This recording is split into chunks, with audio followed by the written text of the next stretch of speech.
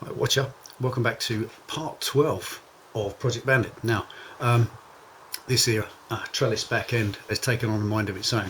A few things have happened since I put the paint on to it. It's kind of changed a bit. There's been some issues with it, which is great. I need to deal with those, but it's moving on slowly, and I want to get it moved on to paint it black. So once it's painted black, then I can start assembling bits and pieces, because I really am looking forward to the most important bit of all, actually making the tail unit to go over the top of it, and at the same time show it off and everything else. So got to get on, got to move on. So I'm going to do a little one tonight, just a little bit of prep, final prep, get it as good as I'm prepared to get it, and then get some black over it.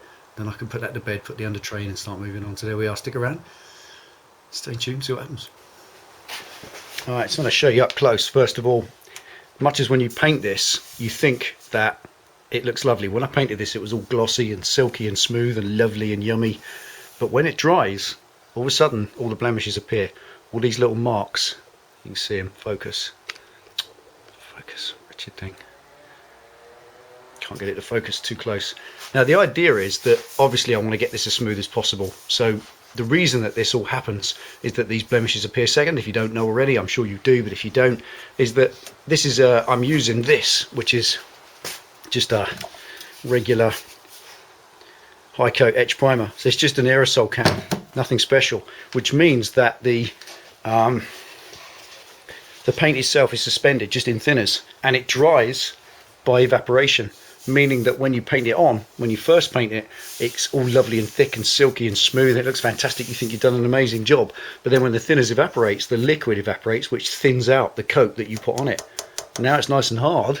That's thinned right out, and you've got little blemishes, little bits and pieces which I want to fill in, things like that. I just want to get it filled, like that little mark, little grinder dig. I just want to fill these things in because there's no reason to have them. I may as well fill them in. May as well make it look as good as possible. So that's what tonight's about. Get a little bit of filler into the blemishes, rub it down, and get it finally prepped. And if we do go through, I've got some more primer just in case.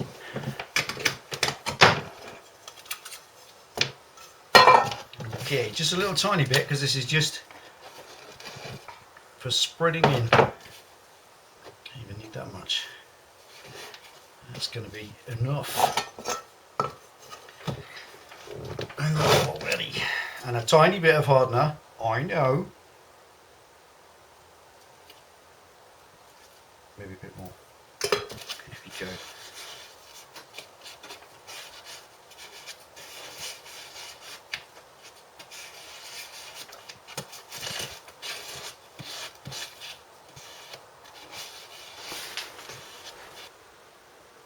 Right, really being sparing with it, because it is just pinholes I'm filling, nothing else.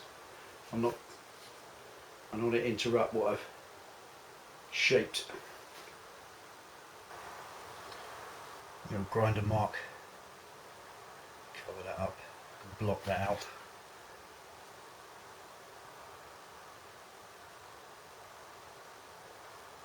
Just little pinholes. Block them out after.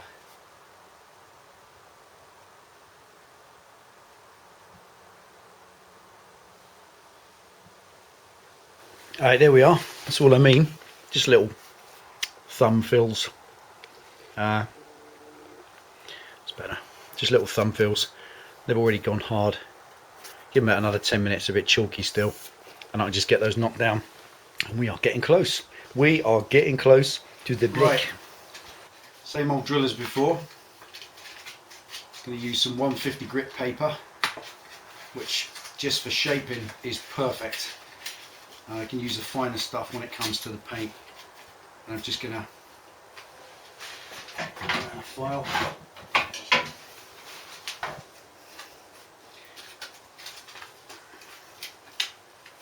Just roll that around the file, get a nice curve to it. File. And all this is, just shake these out gently. Patience. Try not to hit the primer, because I don't need to take any primer off.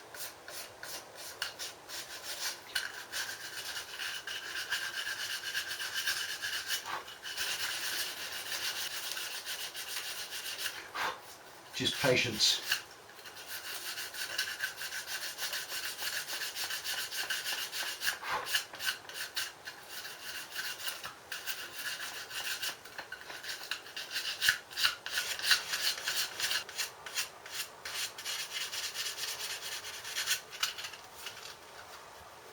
Gets to the point in the end where you can't feel anything, you know you've done it.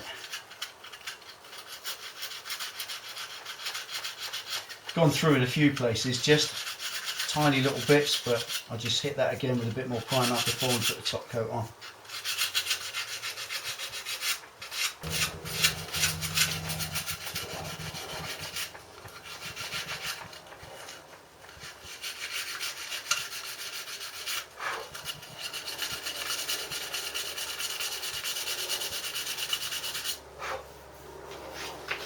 Right, now got all those little bits knocked down, and now I just want to take some 240 and go over the whole lot just to smooth it out, because obviously it's sunk quite a lot. It shrinks when it dries, so this can be just a gentle rub down, take the tops off everything, key it up, ready for another coat of primer, just to cover up the bits that I've accidentally exposed the steel.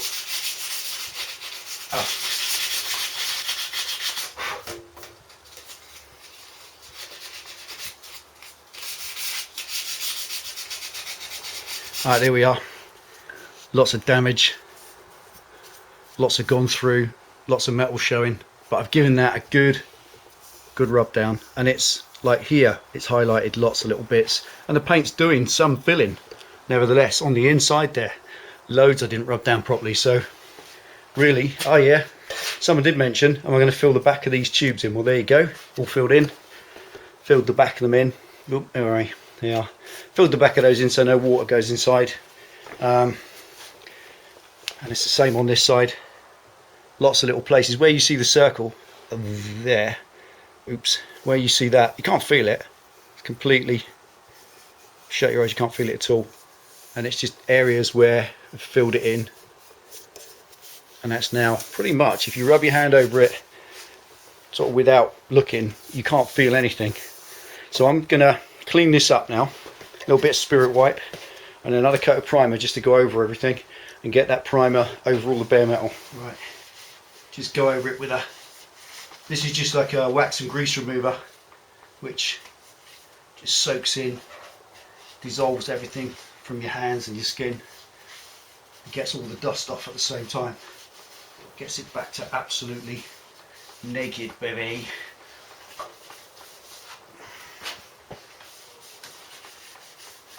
You can use all sorts of things, bit of thinners, anything you like, but proper wax and grease remover does the job proper.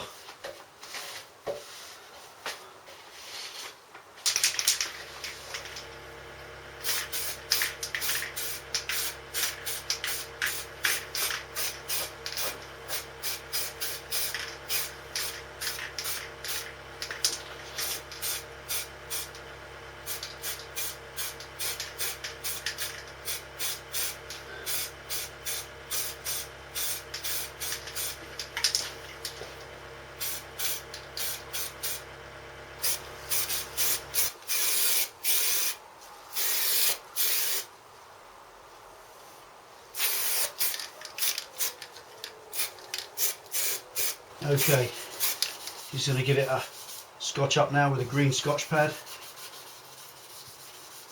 just to soften up the surface, take the peaks off, give it a good key ready for the black. Doesn't take much off, hardly any at all, but it just gives it a little bit of a surface for the paint to stick to. Obviously a little bit careful when I go through it.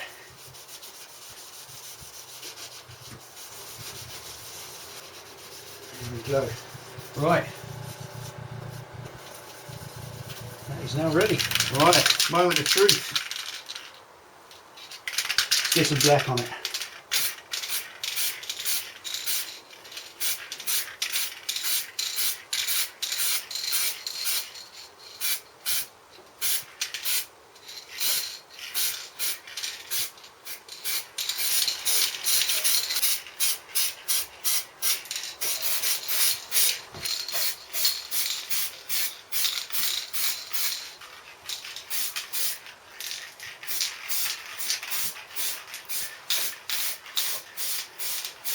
Obviously when this job is completely finished, I might just take this apart in the sense of take all the bodywork off and give it another coat. But this is just for now, give it a top coat because, as everybody knows, primer is porous and it won't protect it for very long, even etch primer.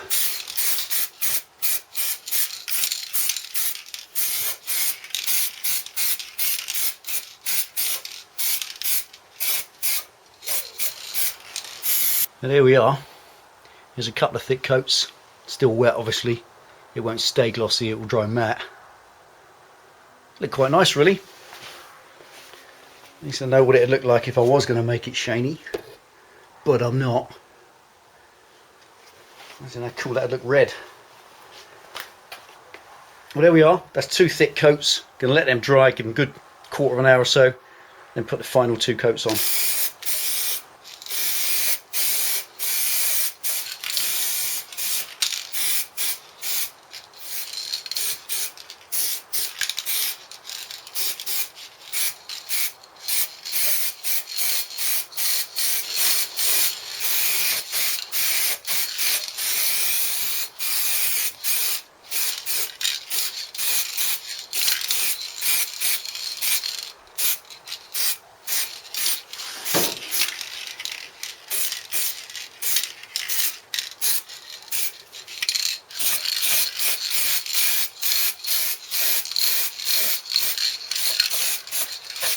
Okay, that's enough for that. Now, all unmasked now, had a good look at it.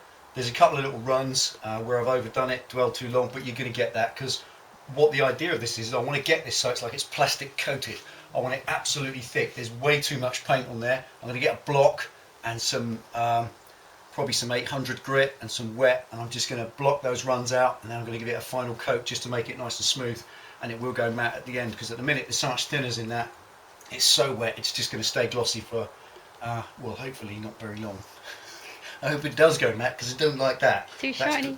Too shiny. So that's got to change. It will go matte black. Not hopefully like this dusty finish because that's worn, but it will be a nice flat black finish when it's ready. And I've just got some little blemishes to deal with, but I'll do that off camera because it's boring.